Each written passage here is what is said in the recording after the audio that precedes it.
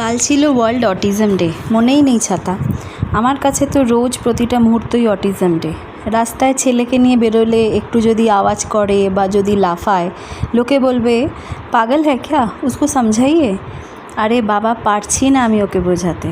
নিজের ফ্ল্যাটে লাফালে সোসাইটি থেকে নোটিশ ধরিয়ে দেয়। আমার ছেলের 11 বছর বয়স হলো, আজ পর্যন্ত কেউ ওকে জন্মদিনে ইনভাইট করে না জানো। যাদের সঙ্গে আমাদের ডেলি কথা হয় তাদের বাচ্চাদের জন্মদিনেও নয়। নিজেদের রিলেটিভদের মধ্যে কেউ আমার ছেলের জন্মদিনে উইশও করে না, মনেই থাকে না তাদের। আর আমাদের খবর নেওয়ার সাথে সাথে যে আমার ছেলের খবরও নিতে হয় সেটাও কারোর প্রয়োজন পড়ে না। ও তো পাগল, পাগলের আবার কিসের জন্মদিন, কিসের ভালো থাকা। কিছুদিন আগে একটা 5 স্টার রিসর্টে গেছিলাম স্টেকেশনের জন্যে। আমার ছেলে 2-3 জনকে টাচ করেছিল, তাড়িয়েই দিল আমাদের রিসর্ট থেকে।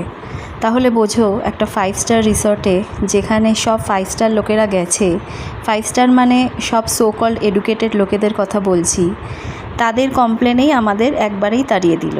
ছেলে যখন ছোট ছিল একটু আধটু ফেসবুক করতাম, তারপর যখন জানা গেল যে ওর অটিজম আছে, সব রকম পোস্ট করা বন্ধ করলাম, এই ভেবে যে কি জানি লোকে দেখে হয়তো বলবে এই তো ছেলে, তার আবার ছবি পোস্ট করছে।